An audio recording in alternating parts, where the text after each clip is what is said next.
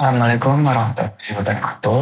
Perkenalkan nama saya Faizal Takarul Anam dengan 334338. Dan pada presentasi kali ini kami akan mempresentasikan tentang analisis faktor yang mempengaruhi rating menggunakan Apache Spark dan Machine. Data analysis merupakan aset penting dalam industri hiburan digital dan animasi karena dapat digunakan untuk mengetahui dari performa genre, kepopuleran studio, dan minat komunitas penonton. Melalui data statistik anime, studio produksi, dan platform streaming dapat melihat kategori genre yang paling diminati, studio dengan rilisan tersukses, serta pola popularitas anime dari waktu ke waktu. Namun jumlah rilisan anime yang tinggi dari sebuah studio belum tentu selalu mendapatkan apresiasi atau rating yang tinggi dari penonton. Kualitas rating atau skor dapat dipengaruhi oleh berbagai faktor kompleks seperti jumlah episode, fitur media, tingkat popularitas, komunitas, studio yang memproduksi, hingga jumlah penggemar aktif. Oleh karena itu, analisis big data dan pemodelan prediktif diperlukan untuk membantu film industri mengambil keputusan bisnis, menentukan strategi rilis, dan mengurangi resiko kegagalan produksi secara lebih tepat. Kemudian, studio mana yang menguasai volume produksi atau paling produktif pasar anime, kemudian genre apa saja yang paling dominan diproduksi, dan genre mana yang memiliki reputasi kualitas terbaik di mata penonton, dan apakah anime yang paling populer otomatis memiliki rating tertinggi, bagaimana pengaruh durasi jumlah episode terhadap apresiasi penonton pada suatu anime, dan yang terakhir faktor keterlibatan audiens atau audience engagement, manakah yang paling menentukan tingginya rekor akhir suatu anime. Dataset yang kami gunakan di sini yaitu dataset berasal dari Analyst peroleh melalui Kaggle. Dataset yang berisi 28.635 data anime yang memiliki fitur utama, beberapa fitur utama yaitu rating atau skor, popularitas, genre, studio, jumlah episode, dan status tayang. Eksplorasi awal yang dilakukan terhadap dataset Analyst yang memiliki 28.000 baris dan 32 kolom. Proses ini berfokus pada pemetaan skema data, identifikasi nilai kosong atau nol pada kolom kunci seperti skor, member, popularity, dan genre, kemudian mendeteksi adanya baris data duplikat. Dan langkah ini krusial untuk memahami karakteristik dan kualitas awal data sebelum dilakukan pembersihan atau cleansing, dan demi menjamin keakuratan analisis. Kemudian data cleaning. Proses pembersihan data dilakukan untuk menyaring data kotor agar analisis dapat berjalan valid dan hemat memori. Langkah-langkahnya meliputi penghalusan baris duplikat, eliminasi baris tanpa skor atau jumlah kota, pengisian nilai kosong atau missing values pada kolom demografi dan rating usia dengan nilai default unknown, serta membuang kolom yang tidak relevan. Proses ini menyaring dataset dari 28.000-an baris menjadi 18.000 baris data bersih. Transformasi dan treatment menggunakan PySpark, UDF atau User Defined Functions untuk mengelola data mentah menjadi fitur yang siap dianalisis. Konversi durasi mengkonversi string durasi misal 24 menit per episode menjadi nilai integer menit murni untuk perhitungan statistik. Kemudian ekstraksi tahun mengambil 4 tahun dari kolom airing date untuk melihat tren produksi dari tahun ke tahun, dan array transformation mengubah string genre dan menjadi tipe data array agar bisa dieksploit untuk agregasi per kategori. Sebelumnya perkenalkan, nama saya Diki Ardiansyah. Jadi di sini saya akan melakukan analisis sebuah dataset dari MyAnalysis menggunakan library PySpark. Oke, jadi pada tahap pertama ini kita perlu menginstal library yang dibutuhkan, seperti contohnya di sini menggunakan PySpark dan juga Kaggle Hub. Kemudian mengimport modulnya dan juga membuat sesi Apache Spark Session, serta mengunduh datasetnya langsung dari Kaggle. Oke, sebelumnya kita akan memastikan terlebih dahulu apakah library PySpark dan juga Kaggle Hub itu sudah terinstall dengan menggunakan command ini. Jika belum, maka dia akan menginstalnya secara otomatis.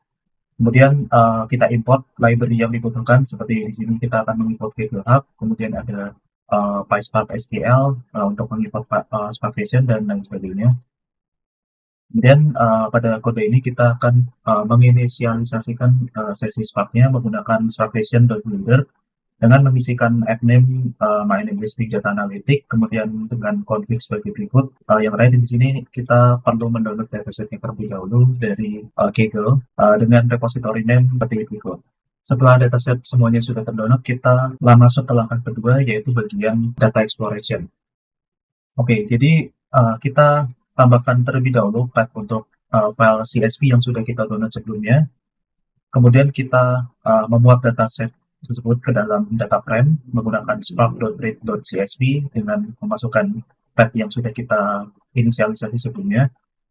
Kemudian kode ini digunakan untuk menampilkan informasi awal seperti total baris, total kolom, dan juga skema datanya. Lalu di sini kita juga melakukan double checking, yaitu atau mengecek nilai kosong, kemudian mengecek jumlah apakah ada baris yang berduplikat atau tidak. Oke, dari data eksplorasi ini kita mendapatkan skema berupa terdapat ID dengan tipe data integer, kemudian ada link dengan tipe data string, title name string, score tipe datanya double, scored by integer, ranked integer, dan lain sebagainya.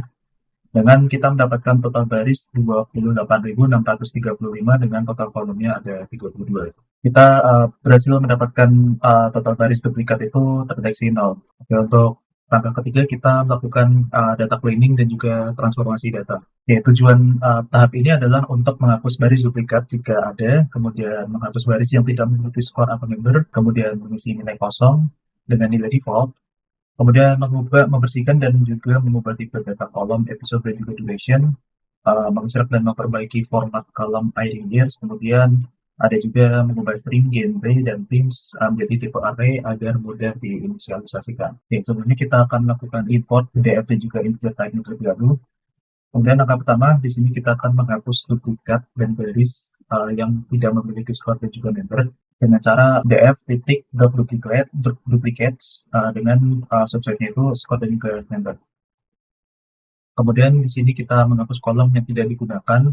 Seperti contoh di sini kita akan melakukan drop pada German name, French name, Spanish name, background, dan juga broadcast date karena tidak akan kita gunakan pada sesi analisis kali ini. Kemudian ada mengisi missing value seperti mengisi demographic, egg rating, dan juga ranked menjadi 0, dan juga egg rating demographic menjadi unknown jika memang tidak ada di sini. Kemudian untuk sinonim, Japanese name, English name, dan juga description kita isi dengan string kosong. Kemudian kita melakukan casting kolom episode menjadi integer agar nanti dapat kita dengan mudah olah untuk kedepannya. Setelah hasil transformasi ini selesai, kita akan mendapatkan output seperti ini.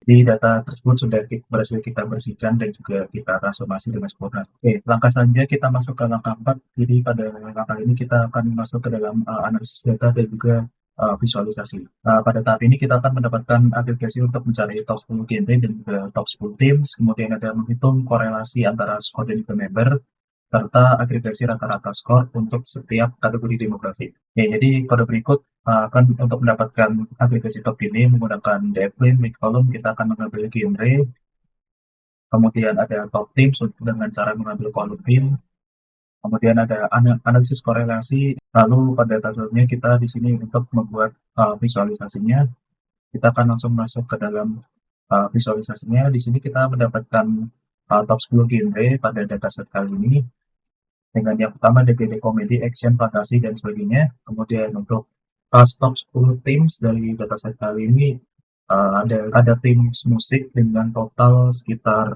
lebih dari 3.000, dilanjut dengan school, historical, mecha, dan lain-lainnya. Lalu saja ada hubungan antara skor dan juga member, serta rata-rata skor ini berdasarkan demografinya. Seperti pada analisa kali ini lebih dominan didominasi oleh genre shonen. Oke, pada analisis selanjutnya kita juga dapat mencari top 10 judul anime terbaik sepanjang masa, serta top 10 anime sama 2024 terbaik. Dengan menggunakan kode dengan lebih berikut, kita mengambil English name dan juga score dan juga membernya juga. Jadi dari hasil analisa ini kita akan mendapatkan untuk top 10 anime terbaik sepanjang masa digunakan oleh Freeland dengan total skor 9,3, dilanjut dengan Full Metal Alchemist dengan total skornya 9,1, lalu yang ketiga ada Steins Gate dengan skor 9,07. Lalu untuk top 10 di summer 2024 dimenangkan oleh Ludwig dengan total skor 8,64. Kemudian ada Osinovo Season 2, yaitu ada skor 8,56. Yang terakhir ada analisis tambahan untuk mendapatkan top 10 studio dengan rilisan terbanyak dan juga top 10 dengan jumlah member yang terbanyak. Oke, pada analisis kali ini kita mendapatkan top 10 studio dengan rilisan terbanyak. Yang pertama ada Toei Animation dengan total rilisan 784, dilanjut dengan Sunrise dengan total 557, dan sisi staff dengan total 420 lulusan. Jadi terakhir ada top 10 anime terpopuler berdasarkan jumlah membernya. Ada Attack on Titan yang memiliki jumlah member 4,19 juta. Kemudian ada Death Note dengan total 4,14 juta, dan juga Fullmetal Alchemist dengan total 3,55 juta. Langkah terakhir kita akan melakukan analisis prediktif menggunakan machine learning Spark ML. Jadi tujuannya adalah untuk memprediksi seberapa populer anime tersebut. Ya, jadi yang pertama kita akan melakukan import PySpark atau library yang kita butuhkan. Kemudian kita memfilter data untuk memastikan tidak ada nilai nol pada fitur utamanya. Kemudian ada di sini ada data splitting untuk 80% training dan juga 20%-nya untuk testing. Lalu setelah semuanya sudah dibuat, kita inisialisasi model linear dengan parameter regularisasi dengan body specific input. Setelah model di training, kita akan mendapatkan hasilnya. Jadi untuk metrik evaluasinya kita mendapatkan RMSE-nya sekitar 0,7928, kemudian ada R2 koefisiennya menjadi 0,2051. Dan untuk sampel dari hasil prediksinya adalah sebagai berikut. Untuk pre-rank kita mendapatkan hasil prediksinya itu 7,9. Kemudian ada Gintama, ada total prediksinya itu sekitar 6,4 sekian. Lalu yang terakhir ada Kode Geass dengan total value prediksinya itu 8,8 sekian. Mungkin itu saja untuk hasil analisis pada kali ini. Saya Yesada Raisa. Selanjutnya untuk analisis dan visualisasi data, yaitu dilihat dari top 10 genre dan tema terbanyak, lalu ada rata-rata skor per demografis, hubungan rating dan versus popularitas, kemudian top 10 anime terbaik sepanjang masa dan musim summer 2024, top 10 studio dengan rilisan terbanyak, dan yang terakhir top 10 anime dengan members terbanyak. Jadi dari hasil yang kami dapatkan yaitu dari nilai top rated atau kualitas. Yang pertama ada Frieren Beyond Journey N dengan rating 9,30. Yang kedua ada Fullmetal Alchemist Brotherhood dengan skor 9,10. Dan yang ketiga ada Steadfast dengan rating 9,7. Lalu dari nilai most popular atau dari engagement ada dari anime Attack on Titan, yang kedua Death Note, dan yang ketiga adalah Fullmetal Alchemist. Untuk korelasi skor members sekitar 0,3867. Korelasi positif moderate menunjukkan kualitas skor berkontribusi pada popularitas. Namun faktor lain dari marketing atau hype juga berperan besar. Untuk model machine learning-nya adalah model prediksi rating dengan menggunakan linear regression pipeline, yaitu membangun sistem untuk memprediksi skor anime berdasarkan fitur-fitur teknis. Jadi fitur-fitur teknis tersebut terdiri dari fitur input yang berisi members, scored by episodes, favorit, dan item type. Yang kedua ada pre-processing, yaitu staging indexer dan one hot encoder untuk kategori media. Kemudian ada trainingnya dengan menggunakan split 80% data latih dan 20% data uji. Yang terakhir ada elastic net param digunakan untuk mencegah overfitting. Itu regularisasi L1 atau L2. Untuk skor dari evaluasi model dan fitur importance-nya, ya pertama RMSI atau error rate sekitar 0,7928, squad akurasi atau akurasi sekitar 0,2051. Untuk temuan modelnya, model baseline menunjukkan bahwa jumlah penilai atau survei dan popularitas awal adalah prediktor kuat untuk skor akhir. Dari insight strategisnya, meskipun R kuadrat relatif rendah atau menandakan munculnya fitur teks seperti deskripsi, model ini efektif sebagai penyaring awal untuk konten indie atau baru yang belum memiliki rating manual. Kesimpulannya ialah mitigasi risiko. Yang pertama, yaitu produser dapat mensimulasikan format TV versus movie dan durasi untuk mengoptimalkan potensi rating sebelum investasi besar. Yang kedua adalah akuisisi lisensi. Platform streaming seperti Netflix atau Crunchyroll dapat memprediksi kesuksesan anime baru untuk menentukan harga tawaran lisensi yang kompetitif. Yang terakhir ada rekomendasi cerdas. My Anime List dapat menggunakan skor prediksi sebagai initial score untuk meningkatkan discoverability konten baru yang potensial. Sekian presentasi dari kelompok kami, kurang lebihnya mohon maaf. Wassalamualaikum warahmatullahi wabarakatuh.